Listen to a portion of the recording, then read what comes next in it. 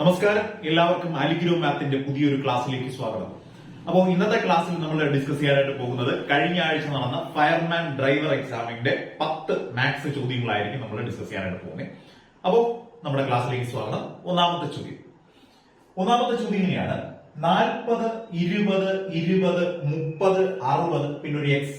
ഇവ ഒരു ശ്രേണിയിലെ പദങ്ങൾ ആണെങ്കിൽ എക്സിന്റെ മൂല്യം എത്രയായിരിക്കും എന്നാണ് ചോദിച്ചിരിക്കുന്നത്. എക്സിന്റെ മൂല്യം എത്രയാണ്? ശരി, അപ്പൊ ഇതൊരു ശ്രേണിയിലുള്ള പദങ്ങളാണ്. അങ്ങനെയാണെങ്കിൽ എക്സിന്റെ വാല്യൂ എന്ത് വരും എന്നാണ് നമ്മുടെ ചോദ്യം. നമുക്ക് പറഞ്ഞു വരാം. ആദ്യത്തെ 40 ഉണ്ടേ. ആദ്യത്തെ നമ്പർ എന്ന് പറഞ്ഞാൽ 40 ആണ്. 40. അപ്പോ 40ന്റെ പകുതിയാണെന്ന് 40ന്റെ പകുതിയാണ് 20 എന്ന് പറയുന്നത്, അല്ലെ? 40ന്റെ പകുതിയല്ലേ? അപ്പൊ നമുക്ക് ചുരുക്കി പറഞ്ഞാൽ ഇങ്ങനെ പറയാം: 40നെ പകുതിയാക്കുക എന്ന് പറഞ്ഞാൽ 1/2 കൊണ്ട് ഗുണിക്കുമ്പോഴല്ലേ? 1/2 കൊണ്ട് ഗുണിക്കുമ്പോഴാണ് എത്ര കിട്ടുന്നത്? 20 കിട്ടുന്നത്. സെറ്റല്ലേ? അതേപോലെ ഈ കിട്ടിയ 20നെ നമ്മൾ 2/2 കൊണ്ട് ഗുണിക്കുമ്പോൾ എത്ര കിട്ടും? വീണ്ടും 1 തന്നെ കിട്ടും, 20 തന്നെ കിട്ടും. അപ്പോ 40നെ 1/2 കൊണ്ട് ഗുണിച്ചപ്പോ 20 കിട്ടി. ഈ കിട്ടിയ 20നെ 2/2 കൊണ്ട് ഗുണിച്ചപ്പോ അടുത്ത 20 കിട്ടി. ഓക്കെ അല്ലേ? ഇനി ഈ കിട്ടിയ 20നെ 3/2 കൊണ്ട് ഗുണിക്കുമ്പോൾ എന്ത് സംഭവിക്കും നോക്കാം. 3/2 കൊണ്ട് ഗുണിക്കുമ്പോൾ 2ൽ 2 ഒരു പ്രാവശ്യം, 20ലാണെങ്കിൽ 10 പ്രാവശ്യം. 10 × 3 എത്ര കിട്ടി? കണ്ടോ, നമ്മൾ അടുത്ത പദമായ 30 കിട്ടി. ഓക്കെ ആവുന്നുണ്ടോ? അങ്ങനെയാണെങ്കിൽ ഈ കിട്ടിയ 30നെ എത്ര കൊണ്ട് ഗുണിക്കണം നിങ്ങൾ പറഞ്ഞേ? 1/2, 2/2, 3/2. അടുത്തെന്തായിരിക്കും? 4/2 കൊണ്ട് ഗുണിച്ചാൽ മതി. 4/2 വെട്ടിപ്പോകുമ്പോ 2ൽ 2 ഒരു പ്രാവശ്യം. ഇവിടെയാണെങ്കിൽ 15 പ്രാവശ്യം. 15 × 4 ചെയ്യുമ്പോൾ കണ്ടോ, അവിടെ ഉള്ളതുപോലെ 60 കിട്ടി. ഓക്കെ അല്ലേ? അപ്പൊ ആ ഒരു ക്രമത്തിലും നമുക്കൊന്ന് പറഞ്ഞു നോക്കാമോ? 1/2 കൊണ്ട് ഗുണിച്ചു, 2/2 കൊണ്ട് ഗുണിച്ചു, 3/2 കൊണ്ട് ഗുണിച്ചു, 4/2 കൊണ്ട് ഗുണിച്ചു. ഇനി നമ്മൾ എന്ത് ചെയ്യും? 5/2 കൊണ്ട് ഗുണിക്കുന്നു. അപ്പൊ ഈ കിട്ടിയ 60നെ നമ്മൾ 5/2 കൊണ്ട് ഗുണിക്കുമ്പോ 2ൽ 2 ഒരു പ്രാവശ്യം, 60ൽ 2 30 പ്രാവശ്യം. 30 × 5 നമുക്ക് കിട്ടും 150. സെറ്റാണ്. നമ്മുടെ ആൻസർ ഓപ്ഷൻ ബി 150 എന്ന് നമുക്ക് പറയാൻ പറ്റും. ഇനി ചുരുക്കി പറഞ്ഞാൽ നമുക്ക് സിമ്പിൾ ആയിട്ട് ഇങ്ങനെയും പറയാം: ആദ്യത്തെ 40നെ അര കൊണ്ട് ഗുണിക്കുമ്പോ 0.5 കൊണ്ട് അര കൊണ്ട് ഗുണിക്കുമ്പോഴാണ് എന്ത് കിട്ടുന്നത്? 20 കിട്ടുന്നത്. അതേ കിട്ടി 20നെ നമ്മൾ എന്ത് ചെയ്യുന്നു? 2/2 എന്നൊക്കെ പറയും. 1 കൊണ്ട് ഗുണിക്കുമ്പോഴാണ് എന്ത് കിട്ടുന്നത്? 20. ആ 20നെ 3/2 എന്ന് പറഞ്ഞാൽ 1/2 കൊണ്ട് ഗുണിക്കുമ്പോഴാണ് 30 കിട്ടുന്നത്. അപ്പൊ കണ്ടോ, അര കൊണ്ട് ഗുണിച്ചു, 1 കൊണ്ട് ഗുണിച്ചു, 1/2 കൊണ്ട് ഗുണിച്ചു, അടുത്ത് 2. 4/2 എന്ന് പറഞ്ഞാൽ 2 കൊണ്ട് ഗുണിക്കുന്നു. 5/2 എന്ന് പറഞ്ഞാൽ 2.5 കൊണ്ട് ഗുണിക്കുന്നു. ഓക്കെ അല്ലേ? അപ്പൊ അര കൊണ്ട്, 1 കൊണ്ട്, 1.5, 2, 2.5 കൊണ്ട് ഗുണിച്ചു, അല്ലെ? അങ്ങനെ അര വെച്ച് കൂടി പോകുന്ന നമ്പേഴ്സ് കൊണ്ട് ഗുണിച്ച് കിട്ടുന്ന ശ്രേണിയാണ്. അപ്പൊ ഉറപ്പിച്ചു, നമ്മുടെ ആൻസർ എക്സിന്റെ ആൻസർ എന്ന് പറഞ്ഞാൽ എത്രയാണ്? എക്സിന്റെ വാല്യൂ എന്ന് പറഞ്ഞാൽ എത്രയാണ്? 150. സെറ്റാണ്. അടുത്ത ചോദ്യം. ഓക്കെ, അപ്പൊ നമ്മുടെ അടുത്ത ചോദ്യം ഇങ്ങനെയാണ്: ഹെഡ് എന്ന വാക്കിനെ JHEI എന്ന് എഴുതിയാൽ നോസിനെ എങ്ങനെ എഴുതാമെന്നാണ്. നോസ് എന്ന വാക്കിനെ നമുക്ക് എങ്ങനെ എഴുതാൻ പറ്റുമെന്നാണ് ചോദ്യം. ശരി, നൈസായിട്ട് പറഞ്ഞു നോക്കാം. കോഡിംഗ് ഡീകോഡിംഗ് ആയിട്ട് ബന്ധപ്പെട്ട ചോദ്യമാണ്. അപ്പോ ഹെഡിനെ എഴുതുന്നത് എങ്ങനെയാണ്? HEAD. ഹെഡിനെ എങ്ങനെ എഴുതും? JHEI എന്നാണ് നമ്മൾ കോഡ് ചെയ്യുന്നത്, അല്ലെ? അപ്പോ നമുക്ക് ജസ്റ്റ് ഒന്ന് പറഞ്ഞു നോക്കാം. H കഴിഞ്ഞ് HIJ, അതായത് ഹെച്ചിന്റെ കൂടെ 2 കൂട്ടുമ്പോഴാണ് J കിട്ടുന്നത്. അടുത്ത് E കഴിഞ്ഞിട്ട് FGH എത്ര കൂട്ടണം? 3 കൂട്ടുമ്പോഴാണ് എന്ത് കിട്ടുന്നത്? H കിട്ടുന്നത്. A കഴിഞ്ഞിട്ട് E എങ്ങനെ എത്തും? ABCDE എത്ര കൂട്ടുന്നു?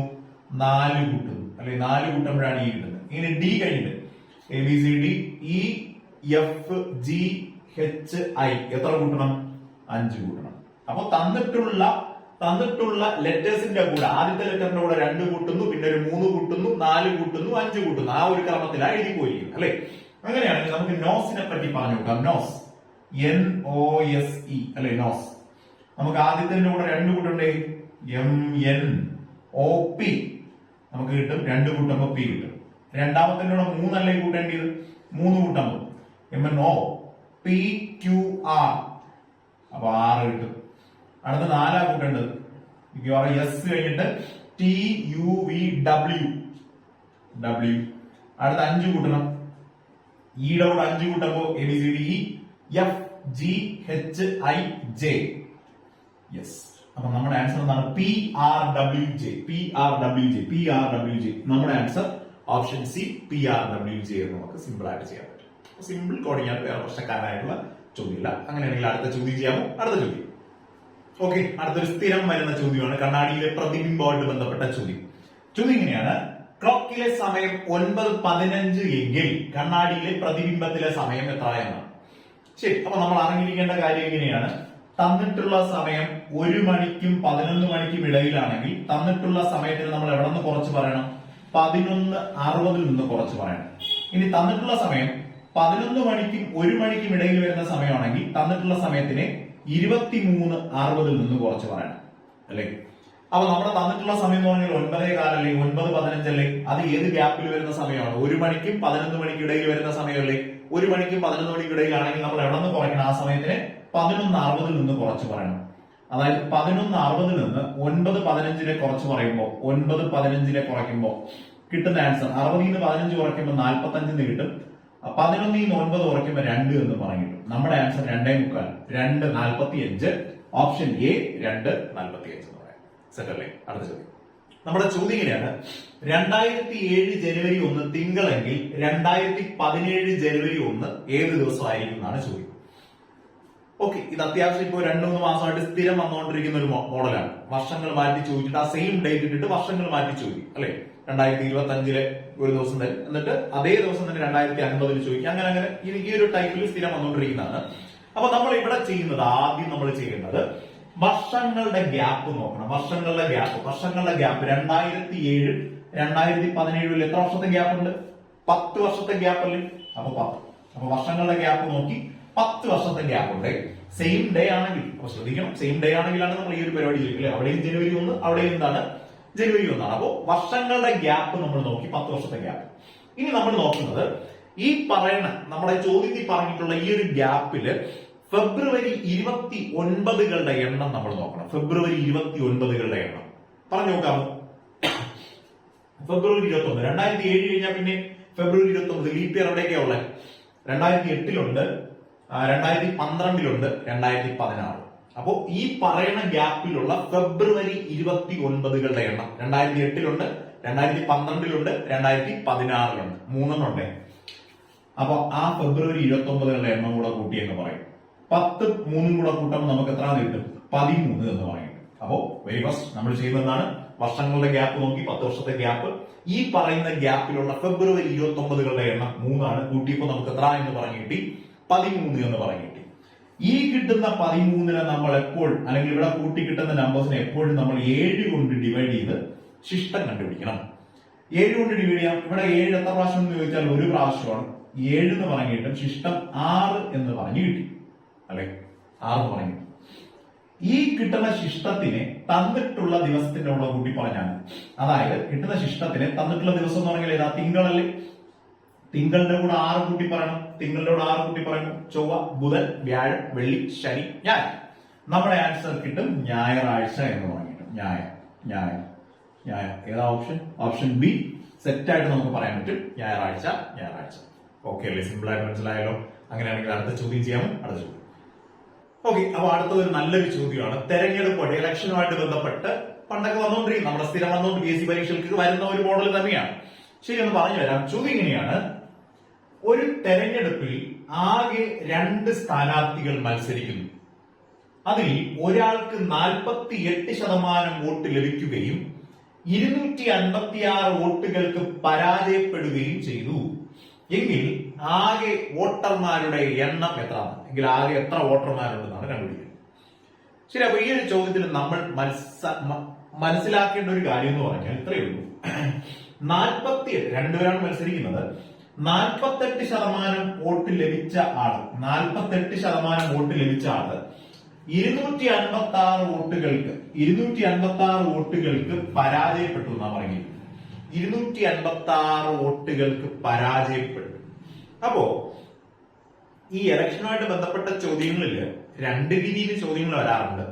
ഒന്നുകിൽ ഇങ്ങനെ പറയും ഇത്ര വോട്ടുകൾക്ക് പരാജയപ്പെട്ടു എന്ന് പറയും, അല്ലെങ്കിൽ ഇങ്ങനെ പറയും ഇത്ര വോട്ടുകളുടെ ഭൂരിപക്ഷത്തിൽ വിജയിച്ചു എന്ന് പറയും. അപ്പോൾ രണ്ട് രീതിയിൽ നമുക്ക് ഇതിനെ കണക്കാക്കാം. ഒന്നുകിൽ ഇത്ര വോട്ടുകൾക്ക് പരാജയപ്പെട്ടു, ഇത് ഇവിടത്തെ പോലെ എന്താണ് 256 വോട്ടുകൾക്ക് പരാജയപ്പെട്ടു എന്ന് പറയാം. അല്ലെങ്കിൽ ഇങ്ങനെ പറയാം, ജയിച്ച ആളിനെ സംബന്ധിച്ച് നമുക്ക് തിരിച്ചും പറയാം 256 വോട്ടുകളുടെ ഭൂരിപക്ഷത്തിൽ വിജയിച്ചു എന്ന് നമുക്ക് പറയാം.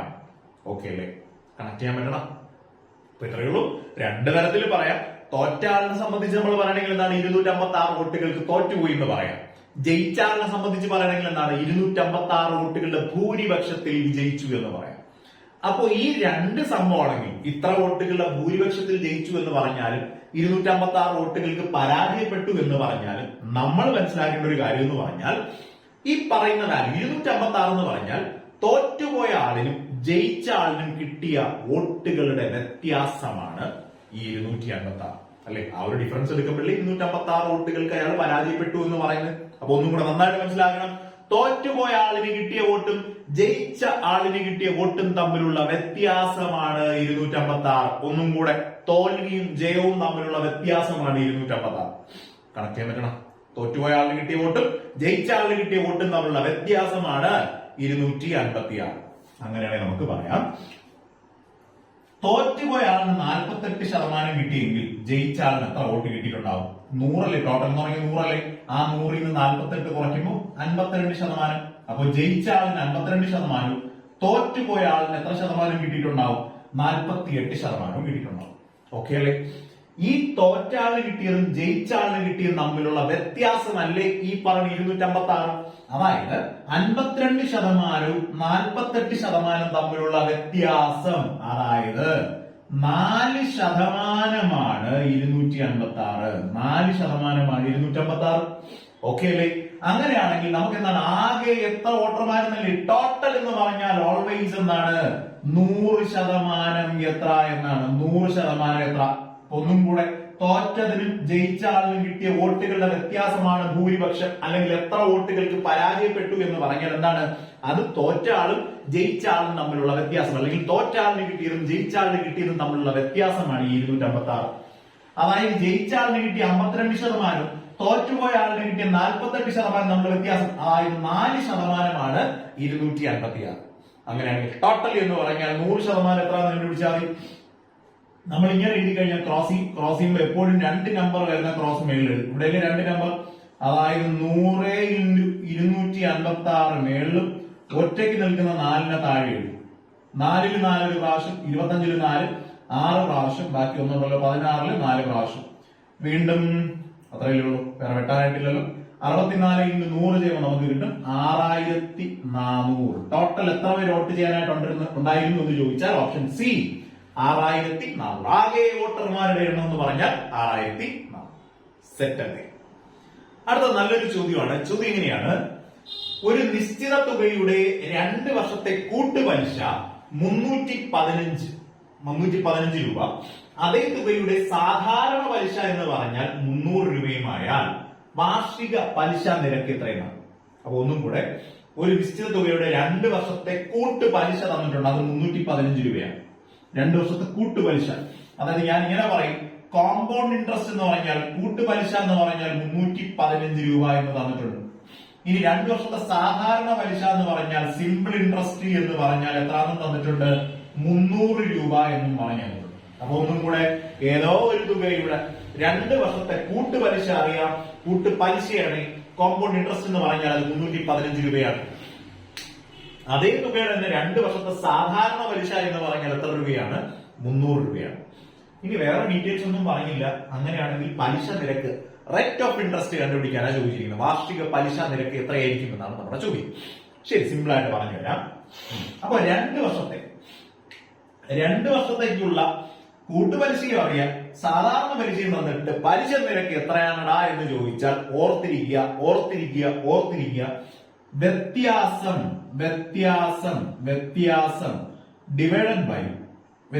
ഡിവൈഡഡ് ബൈ സാധാരണ പലിശയുടെ പകുതി, സിമ്പിൾ ഇൻട്രസ്റ്റിന്റെ പകുതി ഇൻറ്റു 100 ചെയ്താണ്. അപ്പൊ ഒന്നും കൂടെ, 2 വർഷത്തേക്കാണ്. 2 വർഷത്തേക്കുള്ള സാധാരണ പലിശ അറിയാം, കൂട്ടുപലിശയും തന്നിട്ട് പലിശ നിരക്ക് എത്രയാണടാ എന്ന് ചോദിച്ചാൽ ഇത്രയേ ഉള്ളൂ, വ്യത്യാസം ഡിവൈഡ് ബൈ സാധാരണ പലിശയുടെ പകുതി ഇൻറ്റു 100 എന്നാണ്. വ്യത്യാസം 315 300 തമ്മിലുള്ള വ്യത്യാസം 15. സാധാരണ പലിശയുടെ പകുതി 300ന്റെ പകുതി എന്ന് പറഞ്ഞാൽ 150 ഇൻറ്റു 100 ചെയ്താൽ മതി, കഴിഞ്ഞു. 15 15 ഒരു പ്രാവശ്യം, 150 15 10 പ്രാവശ്യം. ഈ 0 പോയി, ഈ 0 പോയി. ഇനി അവശേഷിക്കുന്ന എന്ത് മാത്രം? 10. നമുക്ക് സെറ്റായിട്ട് കിട്ടി. പലിശ നിരക്ക് എന്ന് പറഞ്ഞാൽ 10%. ഓപ്ഷൻ ബി സെറ്റാണ്. ഓക്കെ, അപ്പൊ നമ്മുടെ ചോദ്യം ഇങ്ങനെയാണ്. ക്ലോക്കിലെ സമയം 7:20 എങ്കിൽ മിനിറ്റ് സൂചിക്കും മണിക്കൂർ സൂചിക്കും ഇടയിലെ കോണളവ് എത്രയാണ്? അപ്പോ സമയം തന്നിട്ടുണ്ട്, മിനിറ്റ് സൂചിക്കും മണിക്കൂർ സൂചിക്കും ഇടയിലെ കോണളവ് എത്ര എന്ന് നമ്മൾ കണ്ടുപിടിക്കുന്നു. ശരി, നൈസായിട്ടൊക്കെ പറഞ്ഞു തരാം. നിങ്ങൾ പഠിച്ചു വെച്ചിരിക്കുന്നത് ചിലപ്പോൾ ഫോർമുല വെച്ചൊക്കെ ആയിരിക്കും, അല്ലെങ്കിൽ വേറെ ഏതെങ്കിലും ക്ലോക്ക് വരച്ചോ. നിങ്ങൾ ഏതാണോ നിങ്ങൾ അതങ്ങ് ഫോളോ ചെയ്യും. ഞാൻ എന്റെ ആയിട്ടുള്ള രീതിയിലൊക്കെ പറയും.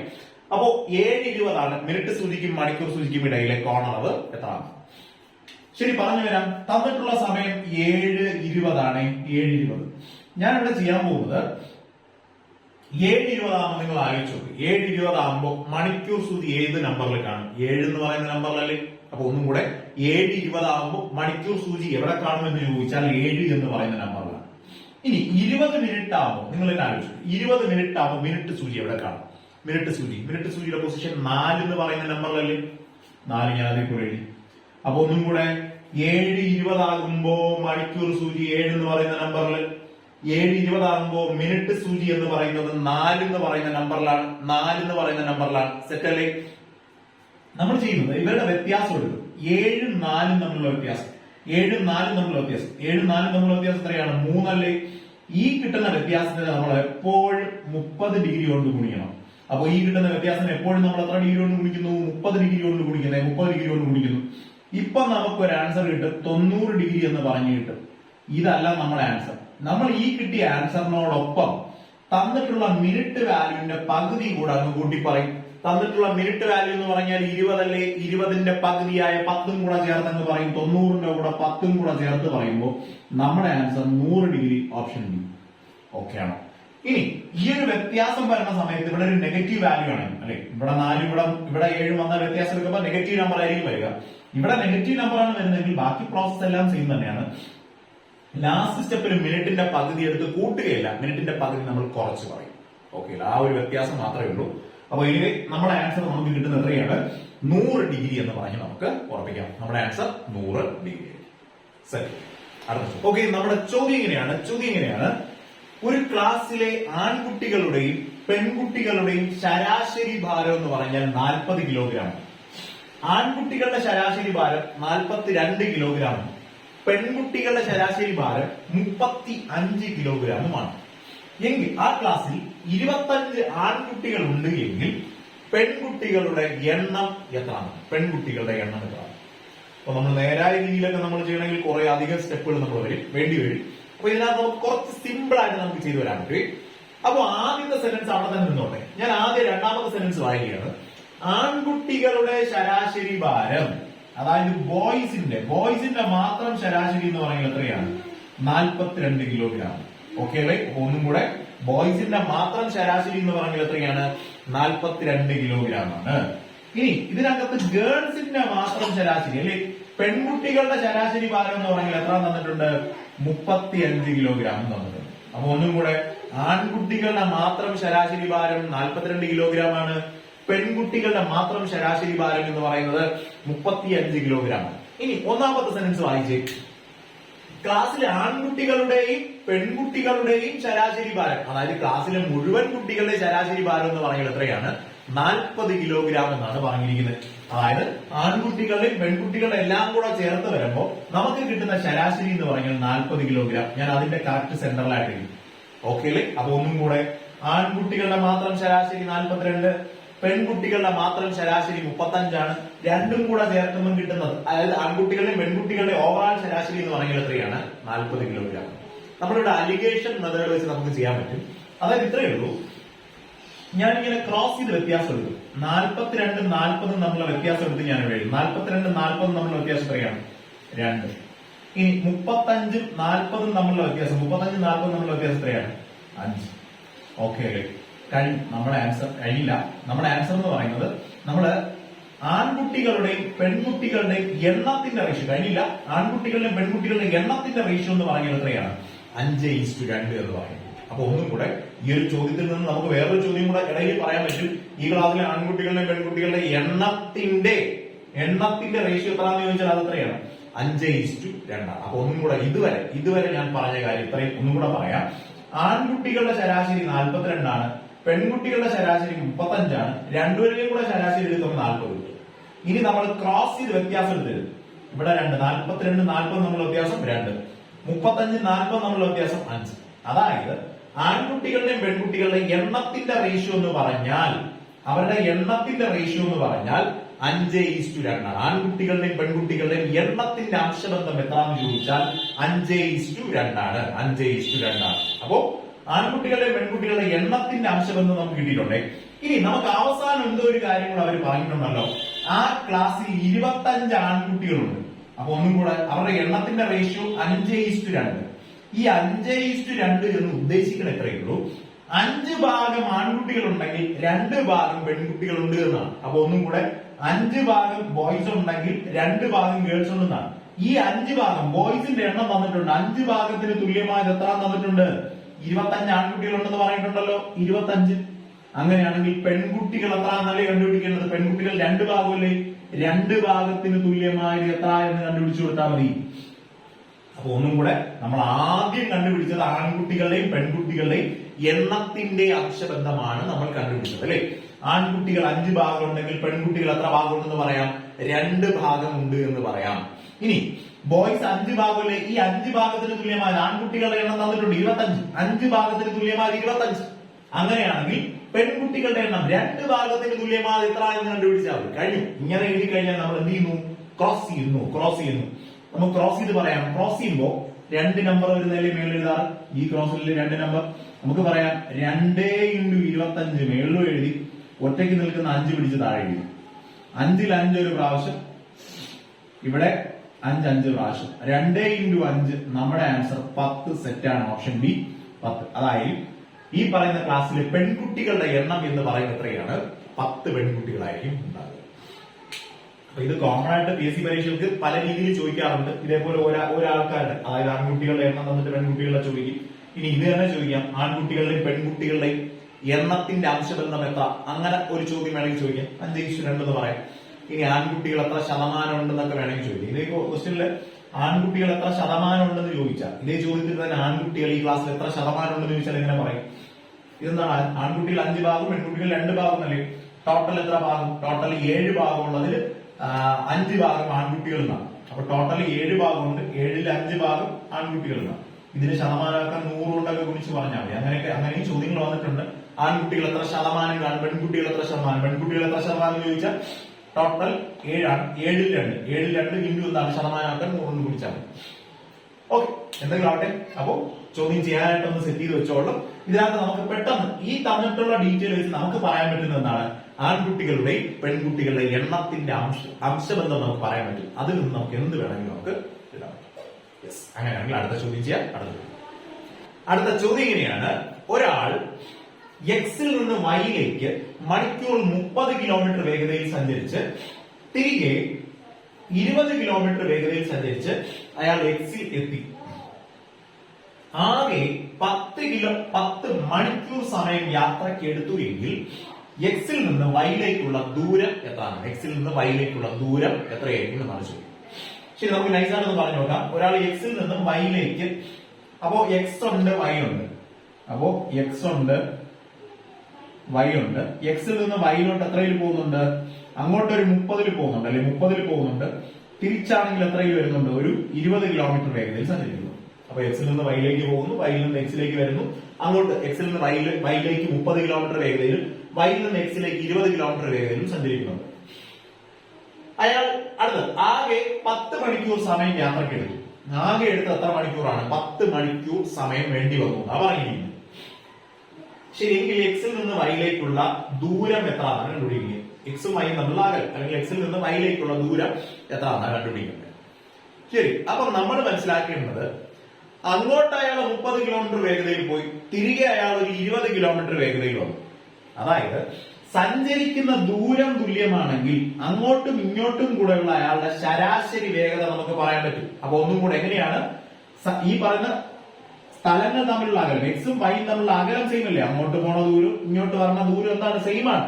അപ്പൊ ദൂരം സെയിം ആണെങ്കിൽ ശരാശരി വേഗത എന്ന് പറഞ്ഞാൽ, ശരാശരി വേഗത സ്പീഡ് എന്ന് പറഞ്ഞാൽ നമുക്ക് ഇങ്ങനെ പറയാം, 2ab/a+b എന്ന് പറയാം. അപ്പോ സഞ്ചരിക്കുന്ന ദൂരം തുല്യമാണെങ്കിൽ ശരാശരി വേഗത എന്ന് പറഞ്ഞാൽ 2ab/a+b. എയും ബി എന്ന് പറഞ്ഞാൽ തന്നിട്ടുള്ള വേഗതകൾ 2x30x20 ഡിവൈഡ് ബൈ a+b. 30 20 കൂടെ ചേരുമ്പോ 50 എന്ന് പറഞ്ഞിട്ടും ഈ 0 പോയി ഈ 0 പോയി. 5 ൽ 5 ഒരു പ്രാവശ്യം, 30 ൽ 5 6 തവണ. 2 × 6 12, 12 × 2 ചെയ്യുമ്പോ 12 × 2 നമുക്ക് കിട്ടും 24 km/h എന്ന് പറയാം. അതായത് അങ്ങോട്ടും ഇങ്ങോട്ടും കൂടെയുള്ള അയാളുടെ ശരാശരി വേഗത എന്ന് പറയുന്നത് എത്രയാണ്? 24 km/h. അപ്പൊ ഒന്നും കൂടെ എക്സിന്ന് വൈയിലോട്ടും വൈന്ന് എക്സിലോട്ടുള്ള ആ രണ്ട് യാത്രയ്ക്കും കൂടെ എടുത്ത ശരാശരി വേഗതയാണ് എത്ര? 24 km/h. ഇനി ആകെ അയാൾക്ക് 10 മണിക്കൂർ സമയം വേണ്ടി വന്നു എന്നാണ്. അതായത് അങ്ങോട്ടും ഇങ്ങോട്ടും കൂടെ ട്രാവൽ ചെയ്യാൻ എടുത്ത സമയം എന്ന് പറഞ്ഞാൽ, ടൈം എന്ന് പറഞ്ഞാൽ എത്രയാണ്? 10 മണിക്കൂർ തന്നിട്ടുണ്ട്. അപ്പൊ നല്ല വ്യക്തമായിട്ട് മനസ്സിലാക്കണം, അങ്ങോട്ടും ഇങ്ങോട്ടും കൂടെ ഉള്ള വേഗത എന്ന് പറഞ്ഞാൽ 24 km/h. അങ്ങോട്ടും ഇങ്ങോട്ടും കൂടെ അയാൾക്ക് എടുത്ത സമയം എന്ന് പറഞ്ഞാൽ 10 മണിക്കൂർ. വേഗത അറിയാം, സമയം അറിയാം, അങ്ങനെയാണെങ്കിൽ നമുക്ക് ദൂരവും പറയാൻ പറ്റും. ദൂരം എന്ന് പറഞ്ഞാൽ സ്പീഡ് ഇൻറ്റു ടൈം എന്നാണ്. സ്പീഡായ 24 ഇൻറ്റു ടൈം ആയ 10 ചെയ്യുമ്പോൾ നമുക്ക് കിട്ടും 240 കിലോമീറ്റർ എന്ന് പറഞ്ഞു കിട്ടും. ഓക്കെ, ഈ കിട്ടിയ ദൂരം എന്ന് പറഞ്ഞാൽ അങ്ങോട്ടും ഇങ്ങോട്ടും കൂടെയാണ് എത്ര? 240 കിലോമീറ്റർ അല്ലെ? അങ്ങോട്ട് പോകുന്നതിനും തിരിച്ചു വരുന്നതിനും കൂടെ ഉൾപ്പെടെയാണ് അല്ലെ? ടോട്ടൽ അയാൾ സഞ്ചരിച്ച ദൂരം എന്ന് പറഞ്ഞാൽ എത്രയാണ്?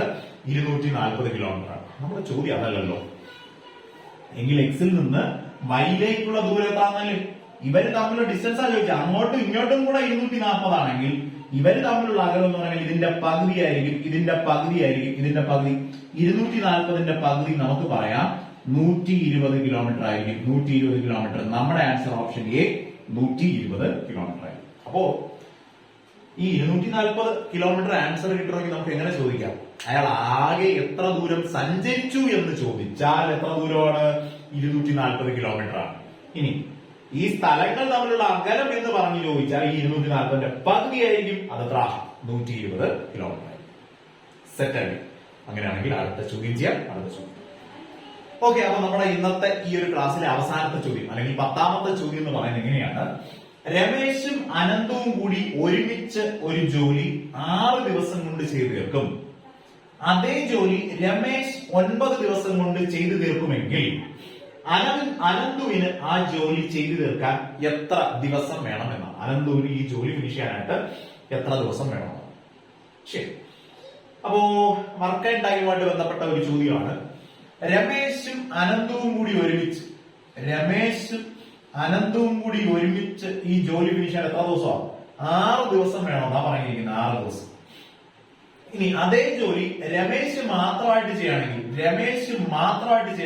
9 ദിവസം വേണം.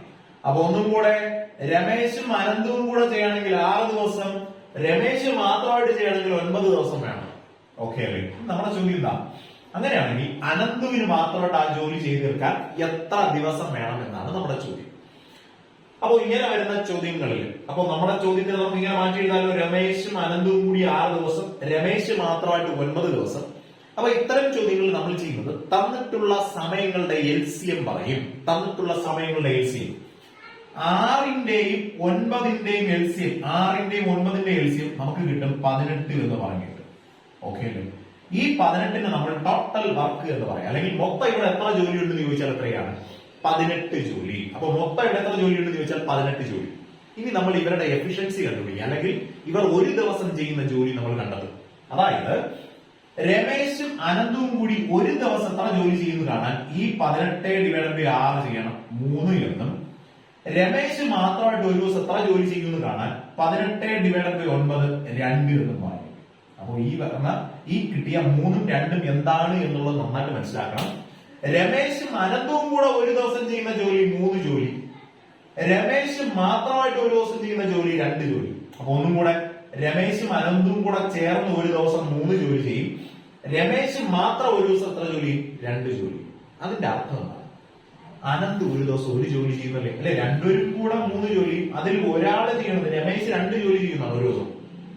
അതായത് അനന്ത് ഒരു ദിവസം 1 ജോലി ചെയ്യുന്നല്ലേ, അല്ലേ? അപ്പൊ ഒന്നും കൂടെ രമേശും അനന്തും കൂടെ ചേർന്ന് ഒരു ദിവസം 3 ജോലി, അതിൽ രമേശ് 2 ജോലി എങ്കിൽ അനന്ത് എത്ര ജോലി? 1 ജോലി. അങ്ങനെ 1 ജോലി വെച്ച് 1 ജോലി വെച്ച് 1 ജോലി വെച്ച് 18 ജോലി അനന്ത് മാത്രമായിട്ട് ഫിനിഷ് ചെയ്യാൻ 18/1 നമുക്ക് പറയാം എത്ര ദിവസം വേണ്ടി വരും?